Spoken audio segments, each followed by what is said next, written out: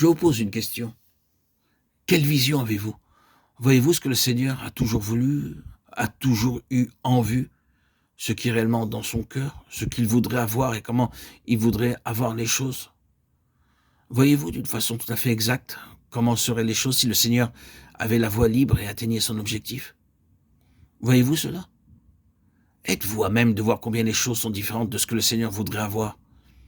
Et puis êtes-vous tellement travaillé dans votre cœur, comme l'étaient ces hommes et cet homme-ci, Néhémie, au point de dire que quelque chose doit être fait, quelque chose doit être accompli.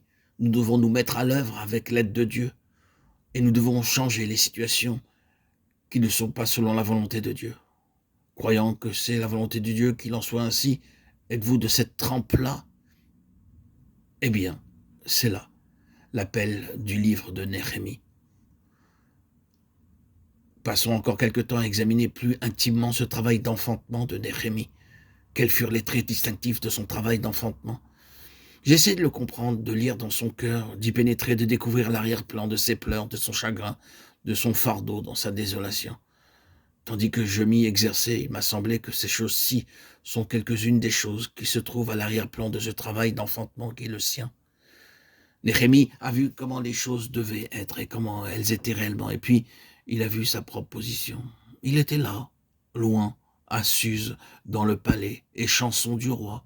C'était un exilé, et en fait un esclave, quelqu'un qui avait été engagé comme serviteur dans le palais.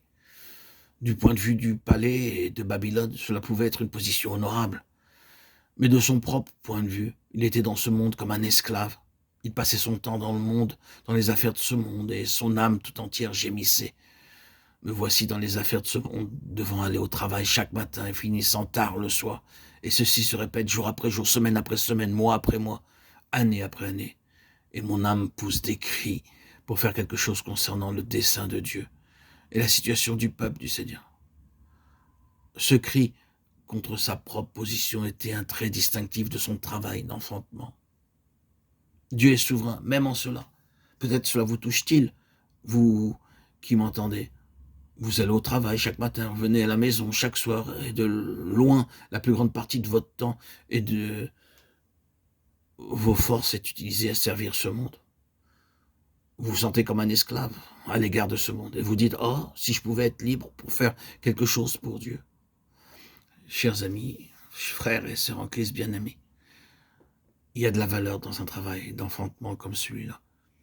Il y en avait beaucoup à Babylone qui s'étaient établis et qui avaient accepté la situation, qui entreprenaient des affaires, qui gagnaient de l'argent et qui faisaient maintenant de ceci leur vie.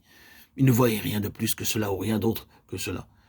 Mais il n'en était pas ainsi de Néhémie. Son âme se révoltait contre sa position dans le monde. Oh, être libre pour faire quelque chose pour Dieu. Ce travail d'enfantement signifiait quelque chose pour Dieu. Ce travail-là représentait les angoisses de l'enfantement de quelque chose pour Dieu. Si vous ne connaissez pas quelque chose de cela, la besogne pénible de la vie de famille, il se pourrait que vous appelez cela le cycle trivial, la tâche banale, aller au travail le matin, retourner chez soi le soir. Et s'il n'y a en même temps dans votre âme aucun cri pour les intérêts de Dieu, vous êtes en vérité une tragédie. Mais il se peut qu'il n'y ait en toutes circonstances en elle et par elle une aspiration à être à même de faire davantage pour le Seigneur. Frères et sœurs en Christ bien-aimés, auditeurs, auditrices, chers amis, permettez-moi de vous dire que c'est là le genre de travail d'enfantement qui sera alors fructueux.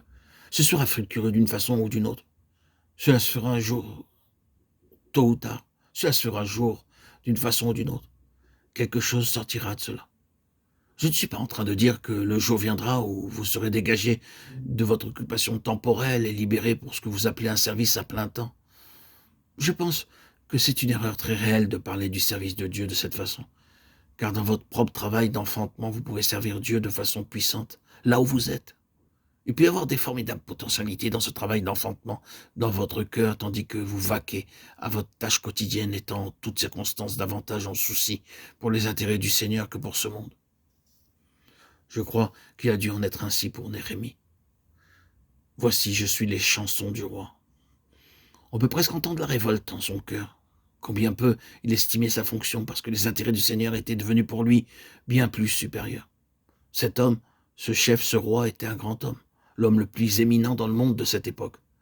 Ce n'était point une petite chose d'être son échanchon et de se trouver dans le palais de Suse, l'endroit même où Esther et Mordechai et Mardoché se trouvaient.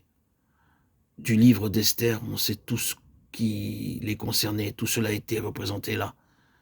Et cependant, quand Néhémie est parvenu au point de donner une réponse à la question du roi quant au pourquoi de la tristesse de son visage, sa prière au Seigneur ne fut pas exprimée en termes de grand respect et d'honneur pour le roi. Donne aujourd'hui du succès à ton serviteur et fais-lui trouver grâce devant cet homme. Néhémie 1:11. Un grand roi, cet homme. Ah, c'était tellement inférieur comparé au Seigneur et son intérêt. Il ne pouvait pas accepter ceci. Il était dans le travail d'enfantement. Voyez, les plus grands honneurs que ce monde peut accorder, la position la plus élevée que nous pouvons occuper ici-bas ne sont rien aux hommes, aux femmes qui ont vu ce que le Seigneur veut.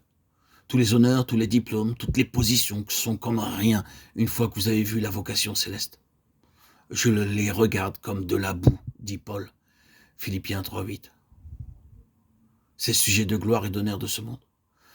Il a vu le Seigneur, la vocation céleste. La position de Néhémie était, j'en suis sûr, un grand facteur dans son travail d'enfantement.